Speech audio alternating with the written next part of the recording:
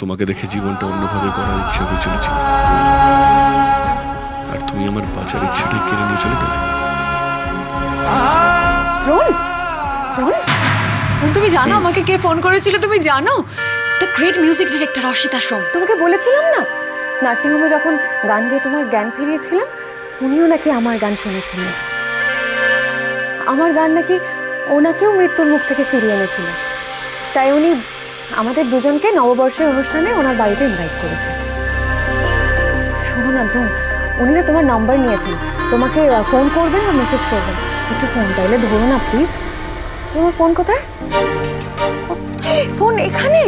এত দূরে রেখেছো দ্রোণ? বলছি, হ্যাঁ হয়তো উনি মেসেজ করেছেন। একবার দেখো না, একবার চেক করো না প্লিজ, একবার দেখো না প্লিজ। ওনার মেসেজ এসছে কিনা একবার দেখো না।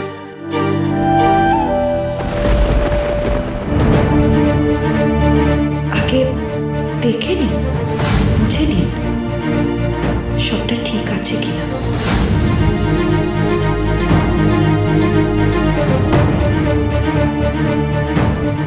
এতে কিছু একটা রেকর্ডিং হয়েছে। কি রেকর্ডিং? চিনি আমাকে কি দেখে আর বুঝে নিতে বলবো। দ্রোণ, বলছি তুমি যাবে তো? আমি কিন্তু ওখানে গান গাইবো। তুমি তো কোনোদিন আমার গান শুনলেই না। ওই চিনির জন্য না আজ অব্দি আমি তো।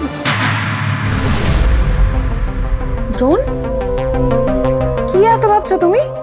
না, রেকর্ডিংটা এক্ষুনি শোনা দরকার। কি আছে ওতে? দ্রোণ, তুমি তো আমার কোনো কথাই শুনছো না। এই তো দেখছি। ক্লিনিকে ভিড় না থাকলে। না না, তুমি আজকে কোথাও যাবে না। তুমি আজকে কোথাও যাবে না দ্রোণ, প্লিজ। বললাম তো, দেখে নিচ্ছি।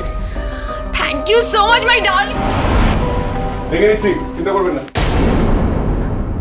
যাকে উফ, অর্ষিতা সোমকে আমি গান শোনাবো। কালকে আমাকে সাইন করবে, পরশু রেকর্ডিং, গান, film, Bollywood, here I come. Yes!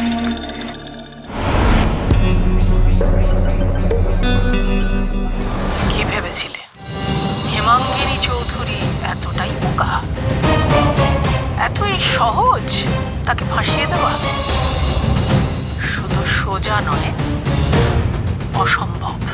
ভাবলে কি করেছিনি যে আমি ওই ডায়েরিটা ওইখানেই রাখবো, যাতে দ্রোণের কাছে আমার সব গোপন কথা ফাঁস হয়ে যায়?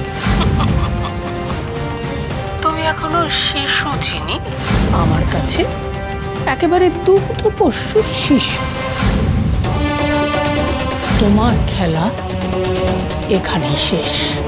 খেলা তো সবে শুরু করতাম না, চিনি যে হাঁটতে শেখেনি। বটে, দাপট এখনো কমেনি দেখছি।